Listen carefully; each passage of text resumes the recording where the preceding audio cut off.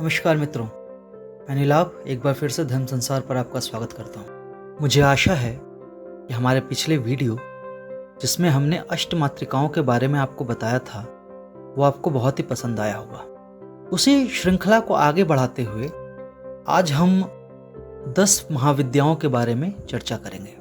ये तो हम सभी को पता ही है कि नवरात्रि में हम माता पार्वती के 9 रूपों की उपासना करते हैं।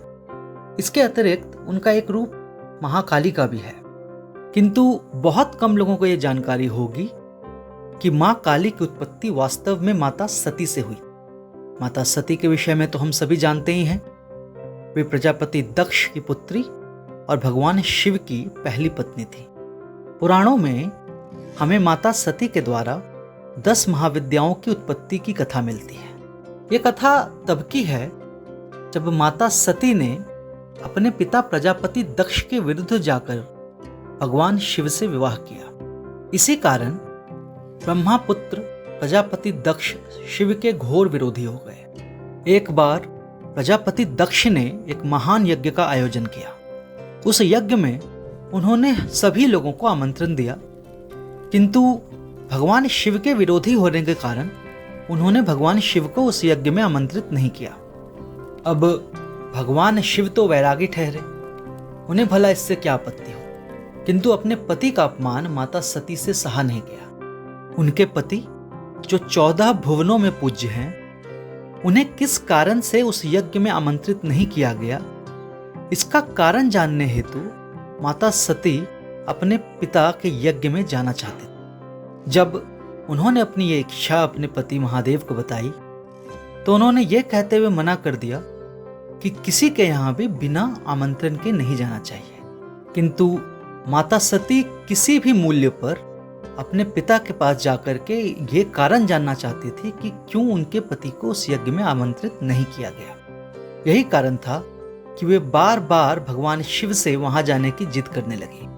इस पर भगवान शिव ने उन्हें बहुत समझाया कि इस प्रकार बिना आमंत्रण किसी के भी घर जाने पर अपमान ही होता है, किंतु माता सती नहीं मानी। तब भगवान शिव ने कहा कि मेरी इच्छा नहीं है और ना ही मेरी आज्ञा है, किंतु फिर भी यदि तुम अपने पिता के घर जाना चाहती हो तो तुम जा सकती हो। अपने पति की आज्ञा ना पाने के कारण माता सती बहुत क्रोधित हुई और उन्हीं के उस प्रचंड क्रोध से एक कृष्ण वर्णीय देवी का जन्म हुआ। उनका वो रूप इतना भयानक था जिसे देखने मात्र से ही हृदय कांप जाता था। जब भगवान शिव ने अपनी सौम्य और अद्वितीय रूप वाली पत्नी को उस रूप में देखा तो उन्हें बड़ा दुख हुआ। उन्होंने अपना मुख फेर लिया और दूसरी ओर जाने लगे। ये देखकर माता सती का वो भयावह रूप अत्यंत क्रोधित हो उठा और उन्होंने अपने शरीर से एक और प्रतिरूप निकालकर महादेव का मार्ग रोक लिया। ये देखकर महादेव ने अपनी दिशा बदल ली और दूसरी दिशा में जाने लगे। तब माता के एक और रूप ने उनका वो मार्ग भी रोक लिया। इस प्रकार भगवान शिव बार बार अपनी दिशा बदलते रहे, किंतु प्रत्येक बार माता का एक प्रतिरूप उनका मार्ग रोक लेता था। पुराणों में पूर्व, पश्चिम, उत्तर, दक्षिण, आग्नेय, नैऋत्य, वायव्य, ईशान, ऊर्ध्व और अधो, इन 10 दिशाओं के बारे में बताया गया है। ऐसा वर्णन है कि माता सती के उस भयानक रूप की अवहेलना करने के लिए भगवान शिव उन 10 दिशाओं में गए, किंतु माता सती के उन 10 रूपों ने 10 दिशाओं में भगवान शिव का मार्ग रोक लिया। अपनी पत्नी का ऐसा हठ देखकर अंततः भगवान शिव को उन्हें अपने पिता के यज्ञ में जाने की आज्ञा देनी ही पड़े। इसके आगे की कथा तो हम सभी जानते हैं। वे उस यज्ञ में गई और अपने पति का अपमान होता देखकर उसी यज्ञ कुंड में अपने आप को भस्म कर लिया। तत्पश्चात भगवान शिव ने अपनी जटाओं से वीरभद्र को जन्म दिया, जिन्होंने दक्ष के उस यज्ञ का सर्वनाश कर दिया और साथ साथ दक्ष का भी वध कर डाला। अपने जिन 10 रूपों में माता सती ने भगवान शिव का मार्ग रोका था, वही 10 महाविद्याएं कहलाई। उनके नाम हैं काली, जो आदि शक्ति का ही दूसरा रूप है। तारा, जो समस्त जगत की ऊर्जा का स्रोत है। छिन्नमस्ता, जो स्वयं अपना शिरच्छेद करने वाली हूं। त्रिपुर सुंदरी, अर्थात तीनों लोकों में सबसे सुंदर। इनका एक नाम षोडशी भी है। भुवनेश्वरी, अर्थात पूरे जगत की स्वामिनी। भैरवी, अर्थात उग्रता और क्रोध की देवी।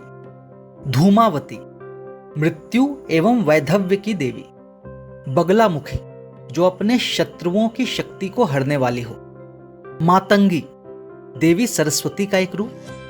और कमला, देवी लक्ष्मी का एक रूप। इन 10 महाविद्याओं को नवदुर्गा की ही भांति पवित्र और परम पूज्य माना गया है। ऐसी मान्यता है कि इनके नामों का श्रवण करने मात्र से मनुष्य के सारे पाप दूर हो जाते हैं। तो आइए इस नवरात्रि हम भी माता के इन 10 रूपों की उपासना करें और पुण्य की प्राप्ति करें। हमें आशा है कि आपको यह वीडियो पसंद आया होगा।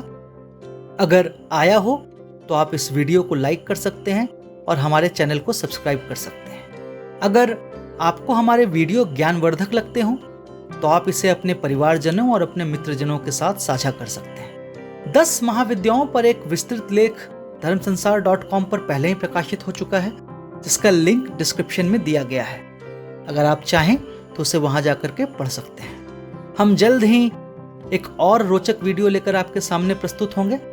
तब तक के लिए विदा चाहता हूं। जय माता।